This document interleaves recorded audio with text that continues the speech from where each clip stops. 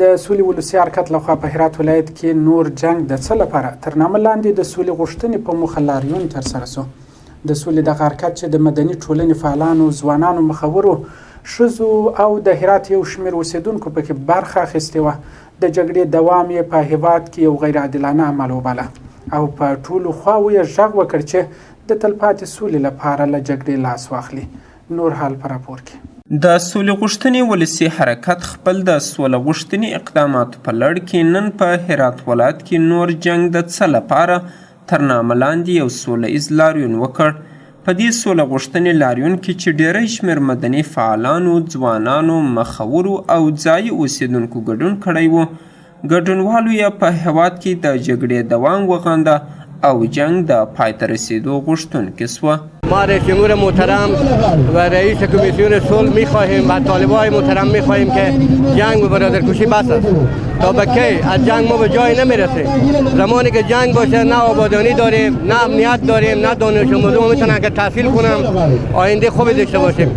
ما خواستیم در 20 ولایت از افغانستان این پیام برای مردم برسانیم که ما صلح می‌خواهیم و صلح می‌خواهیم که بدون برگشت باشه و ما از حکومت میخواهیم برای ما این پیام بده که صلحی که میخواه بیاید در بدل چی است.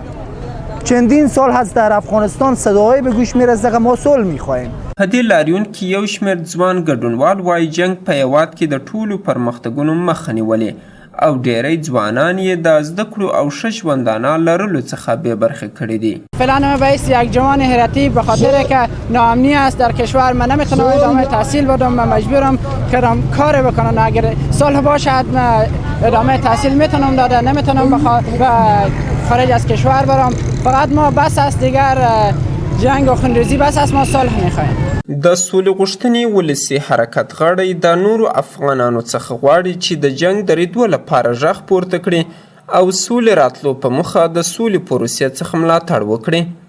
تعدادی از فعالین مدنی و جامعه مدنی که اینجا جمع شدن فقط خواهان از این هستند که یک صلح پایدار در کشور عزیز ما افغانستان داشته باشیم و خواست ما از حکومت مرکزی و مخالفین دولتی است که بشینن به مذاکرات صلح جدی بگیرن تا یک صلح پایدار در افغانستان داشته باشیم.